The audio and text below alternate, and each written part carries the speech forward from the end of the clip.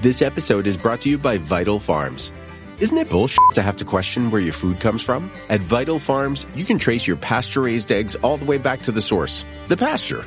On the side of each pasture-raised carton of eggs, you'll find the name of the farm where your eggs were laid. And when you look the farm up on their website, you'll get a peek at all the sunshine, fresh air, and open space the hens enjoy. Learn more and find out where to buy them at vitalfarms.com. Vital Farms, keeping it bullshit-free.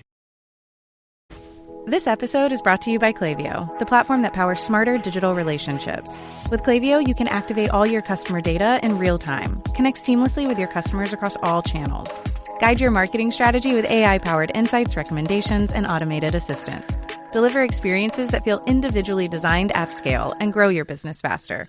Power smarter digital relationships with Klaviyo. Learn more at klaviyo.com/Spotify. That's KLAVIYO.com/Spotify.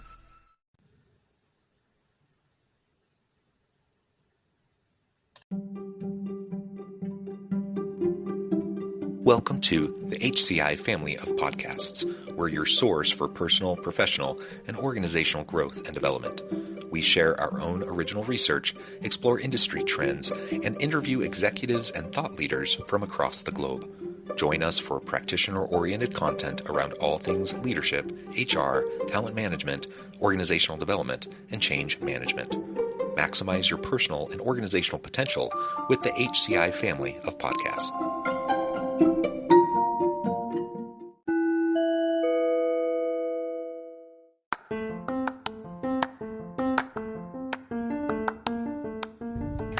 Welcome to the podcast. In this podcast episode, I talk with Jaime Dunaway-Seale about unpacking Gen Z salary expectations.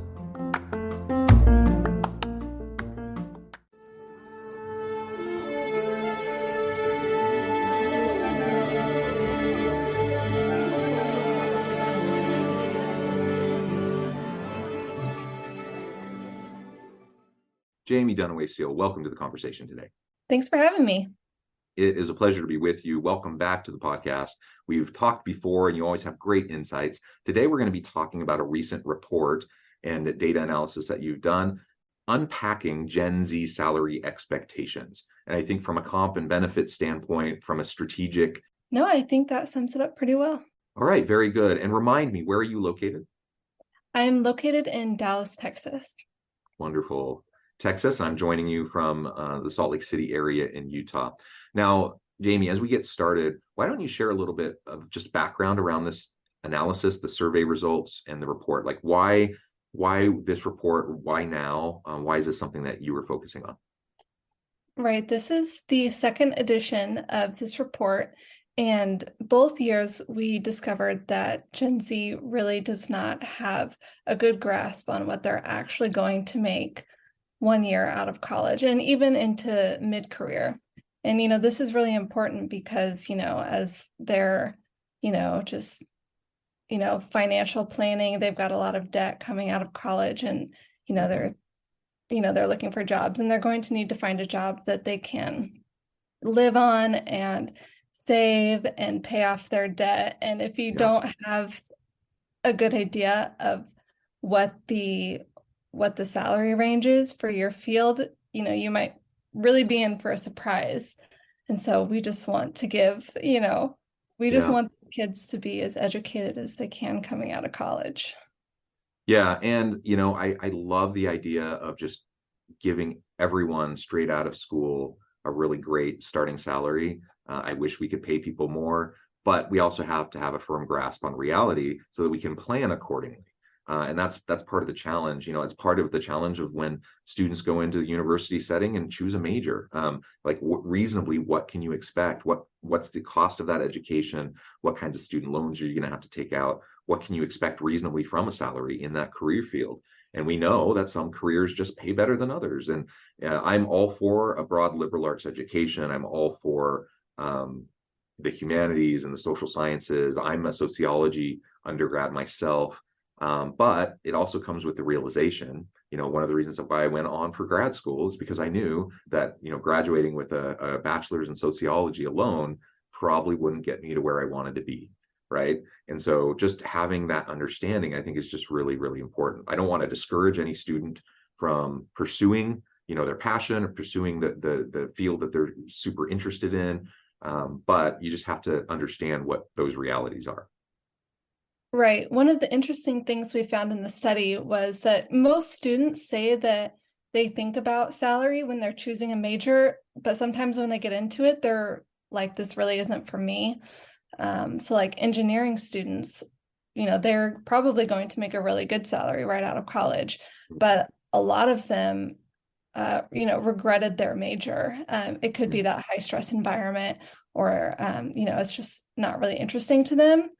Whereas on the flip side, psychology majors who are probably not going to make the highest salary right out of college had, the least regret. I think only 37% regretted their major, which is still a good chunk, but it wasn't as much as some of the other fields that we saw. Yeah, and I forget the report that came out. Maybe you're referencing it, or maybe this is from your own analysis. But there was a report that came out not long ago, maybe a few months back, that had the 10 least regretted majors. Is that what you're referring to, or did you do your own analysis there? Right. This was from our own analysis. Okay. And, it is interesting, like, to some extent, if you have a good salary, like, you're going to be less stressed financially, but you also, like, money doesn't buy everything. It doesn't buy, Yeah. complete happiness. So sometimes it really is worth, following your interests and following your passions. Yeah, well, and just anecdotally, I'll just share my own background. So I switched majors several times, and I ended up in accounting. I was at a top university in a top accounting program, ranked top one, two, or three every year. I was good at it. I knew that if I did this program and I finished, I would be set. Like, I would have a successful career, I'd have a stable career, I would have a good salary with lots of opportunities for growth, etc. The only problem was I hated it. And so, I was a year into the program, and I just really didn't like it.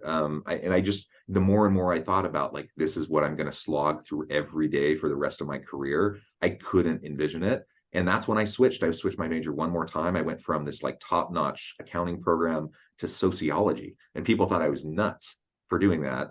And maybe I was, but you know what? I'm really glad that I didn't find myself. I'm 44 now. I'm really glad I'm not like 44 stuck in a job I hate. And instead I was able to carve out a different path, and I found success in the path I've taken, even though it was totally different. And there's nothing wrong with people doing a job that they're good at, that takes care of their needs, their family's needs, pay the bills, and they don't love it. I am an advocate for just hard, honest work, and not everyone is privileged enough to be able to be picky and choosy about the work that they do. That's fine, but to the extent that you do have a choice, to the extent that you have the ability to carve out your own path while taking care of the needs of your family and everything, then yeah, all else being equal, look for the thing that you love doing. Look for the thing that's going to bring you engagement and passion and happiness, and allow you to do what you do best each and every day. And you're going to be less likely to find yourself in the throes of a midlife crisis 10, 15, 20 years into your career if you do that. And that's not to say that every job doesn't have the stuff you don't like. I love being a professor. I don't love grading papers, but so there's things that I love, things that I don't like as much. That's just the reality. But finding what you can love makes a difference. And so even though I made that choice, even though I knew, an undergrad in sociology versus an undergrad in accounting from a top national program, I knew that would be a huge trade-off in terms of what I could expect. But I also knew, in making that calculus, like going through that thought process, I also knew that meant for sure grad school. I wasn't just going to stop at my bachelor's. And so that was part of how I moved forward in my path. Okay, so enough about me and enough about my own little anecdotal story here. I think lots of people can resonate with similar types of paths in a university setting, and as you're trying to navigate early in your career. So we have this expectation. Lay out for us some of what the report tells us around the salary expectation for those leaving school, moving straight into the university setting, or Right. straight into the workforce. Yes, we found that most Gen Z students expect to make about $85,000 one year out of school, so an entry-level job. But the reality is that they're going to get more like 55,000. That's the starting salary on average across the US. And then, most students aren't going to get that. So they're Yeah. probably going to have to compromise. And we found that like 97%, nearly all students said that they would accept a lower starting salary in exchange for some good benefits. But even then, their minimum, they say, is $72,000, Yeah. which again is still too high. So, It's they're really willing to not what accept. it's really not what the market will bear. No. It obviously depends on discipline and what you study in school and the career path you're taking. But, I think it's much more reasonable for the average college student to come out thinking, maybe 50, 55, 60 on the high end. That's a much more realistic expectation. Yet, you're talking about the low end being 72,000. So there's a huge disconnect there. Yeah, exactly. And I think that just comes down to, there has been a lot of talk just about, you know, employers wanting to really retain and attract good employees. And so they're offering a lot of, pay raises and incentives to get these good employees. And so I think Gen Z might be hearing this and listening to this and thinking, oh yeah, I'm going to make a lot of money. And it's still just their expectations are too high. The starting salary has uh, increased a little bit, but not to these levels that they're expecting. Yeah, sure. So how do we start to bridge that gap? Because I mean, that's not good for anyone. If an incoming early career professional has an unrealistic expectation like that, they're going to get super frustrated in the job search. They end up eventually they're going to have to kind of re-establish, their expectations. They're going to end up taking a job that's paid way lower, which means they're probably going to enter the workforce and start in that first job probably feeling unfairly compensated, probably a little discouraged and frustrated around what they're making. So from their standpoint, I think recalibration is really, really important if they're going to have a good launch pad, for the start of their career. From the employer standpoint, if you want to attract and retain good people, you don't want to start from a place of people just feeling like they're being vastly underpaid. If I start a job and I think I'm getting paid 25% lower than I should be, that's not a good place to begin for anybody. So how do we start to bridge that gap in terms of these expectations? Yeah, I think that's a great question. And I think it starts with education, like these colleges, career centers, they really need to help students figure this out by providing lots of resources. And, to some extent, the onus is on the student. Like they need to, talk to their professors. Like a lot of times, like I majored in journalism, like, my professors were very clear about what I would probably make right out of college. So just, ask their teachers if they do an internship, ask their boss, ask their coworker, and that will help them really get a good gauge of what they can expect. And on the employer side, I think clear career frameworks are really helpful so that new employees can see like where they could go in that particular job at that particular company. And so they have an idea and they can set realistic expectations. Having that dialogue is going to be really important in the university space. I want my students to have, we talk about realistic job previews all the time. I'm in the HR space, so we talk about realistic job previews from a variety of angles, just from an HR perspective. Certainly part of that means just what is realistic for you as a student leaving this program. Like we think we prepare our students really well. We think we launch them well. We think they're going to be able to have success. But, if you think you're going to leave and magically get that 80 grand a year job without a master's degree, I think you're probably smoking something. It's just not going to be the reality for like the vast majority of students. It's possible, but it's just probably not going to happen. So with that said, on the professor side, on the advising side in the university setting, we just need to be realistic with our students and be clear in helping to set those expectations. And on the employer side, I think we need to be crystal clear when we're going through the recruitment and the screening and the selection and the interviewing process. Be transparent. That's something I feel very strongly about, that we should have less of the opaqueness around hiring, salary, benefits that are offered with the position. I think we should be transparent in job postings, let people know right up front what the range is and what is reasonable for this position, so that people don't waste their time. They don't waste your time going through the whole interview process trying to get a job and then realizing, oh, this is 20% less than I expected. I see that all the time. So on the employer side, think about the applicant experience. Think about the bringing this new person in, and if it was you, what would you hope for and what would you expect, and act accordingly. I don't think employers are malicious ever in trying to like pull one over on people they're bringing into the to the organization, but I do think they often are not as transparent as they could or should be, and it's not malicious, but it's just a lack of attentiveness, and it's a lack of really thinking through, what would I want if I were in this position looking, to join this company.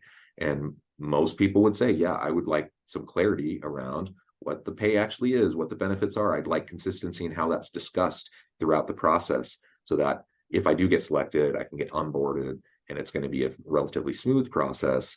And I can start from a positive place of feeling good about where I'm at, not feeling like I had to settle, not feeling like I got cheated from day one at this company. Yeah, I do want to piggyback on what you said about including salary ranges on job applications. I think that's really important. Again, so just no one is wasting their time. And just, personal experience that I've had in HR and recruiting is like, I know that our company includes the ranges on the applications, and the feedback that we've gotten from applicants has been really positive. They say that's one of the best things that, that they experienced, going through our recruitment process. And so that's another just really great way to attract, the best employees.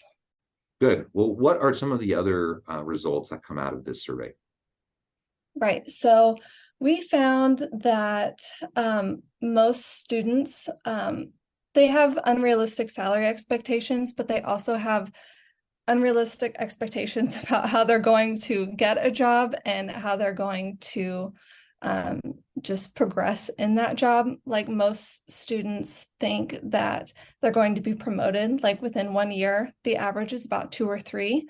They also think that they're never going to have to work an entry-level job, which is highly unlikely, and that this one does have maybe some weight to it, that it's more about who like your family and personal connections are going to help you get a job more than your actual skills. And I think finding a job is a little bit about who you know. You definitely need to be qualified to actually do that job. Yeah. So who might help get you in the door for the interview. I think that's absolutely true. Networks matter. The network effects are huge.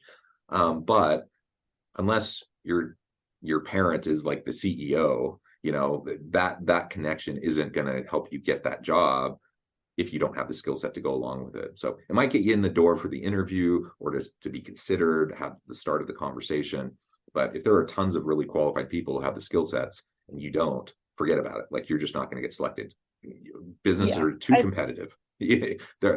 Companies aren't going to shoot themselves in the foot, Exactly. I think it's really important to build those skills, like those practical skills as a student, because, your resume only is going to get you so far. Like, it's important to have a good resume, but you want to show them the practical skills and, projects that you have accomplished as well. Not just like, oh, I have a 4.0 GPA. Yeah. And that's something I try to tell students all the time. It's about the practical application of knowledge in our program. that's going to be really important for you. And that's why we build in internships. We build in lots of consulting projects into our courses. The students don't always love it. Sometimes they would rather just kind of do an easier class where they don't have to do that kind of stuff. But it's going to make all the difference in the world when they're applying for positions and they can demonstrate actual experience doing actual projects, working through the challenges that are innate with those, and just demonstrating how they have been able to apply what they've learned. And it's not about the GPA. It's about the skills. And so, getting that 4.0, that's great. And I know some people have that goal. But sometimes I think one of the best things that can happen to a student who's like a 4.0 student is that first A- or that first B+ that they get, that then kind of frees them from the bondage of like that constant expectation of trying to get a 4.0, because frankly, nobody cares in business. They just do not, especially after the first job. Whatever you did in your undergrad, once you get that first job, it's all about your performance. It's all about what you're able to accomplish in that first job. Your university experience and your GPA and your projects and all those sorts of things, that helps you get that first job. It's not really going to be all that relevant after that, right? In terms of just the raw like job application experience and what people are going to be looking at when they're making those hiring decisions. So GPA is just much on the lower end of what's going to be really, really important. Even grad programs are looking less at GPA now than they used to, in terms of being a factor for admissions. So, just keep that in mind for anyone listening who's early career in college. Keep those things in mind as you're trying to reasonably think through what you need to focus your limited time on, because everyone's busy, everyone's juggling lots of stuff. College students today, at least at my university, the average college student today is different than maybe the average college student a generation ago. Many more of them are working. A lot of them are non-traditional. A lot of them have families. They're juggling a whole lot of stuff. It's not just like going to college for 4 years and just like going through your classes. That, at least at my university, that's not how it is for almost anybody. So, just recognizing how you're going to prioritize given limited bandwidth, limited time and resources, is important, as you're making the calculus towards your future. Well, very good. Anything else that you would like to highlight from this report that you think is really important in terms of Gen Z expectations in the workplace? Yeah, I think just one last thing is, you talked about earlier, just kind of starting out from a state of disappointment. And, we do see that in our study. Gosh, I hate to end like this on a downer. But, when students kind of are faced with reality, they're like, oh man, like they really are disappointed. Like a lot of them think they're going to have to get a second job, move back in with their parents. They're not going to be able to do like all the fun things that they want to do as an adult. So I think that this just really reiterates that the education is really important. As we wrap things up today, I just wanted to give you a chance to share with the audience how they can connect with you, find out more about your work, your team, and then give us a final word on the topic for today. Yeah, so anyone who wants to read the full report can go to realestateWitch.com/research, and they'll find this study as well as all of our other reports. And they can connect with me at Jaime Dunaway on Twitter, as well as at Clever Real Estate. And, as for our final word goes, I think that this report is, we all kind of like to dunk on other generations, like, oh, I can't believe that they believe this. But, I think that it's just, we need to be helpful, and we need to try and prepare these students as best as they can coming out of college. Yeah, well said. Jaime, thank you so much. It's been a pleasure. I encourage the audience to reach out, get connected, find out more about what Jaime can do for you. Check out the report and other resources. And as always, I hope everyone can stay healthy and safe. They can find meaning and purpose at work each and every day. And I hope you all have a great week.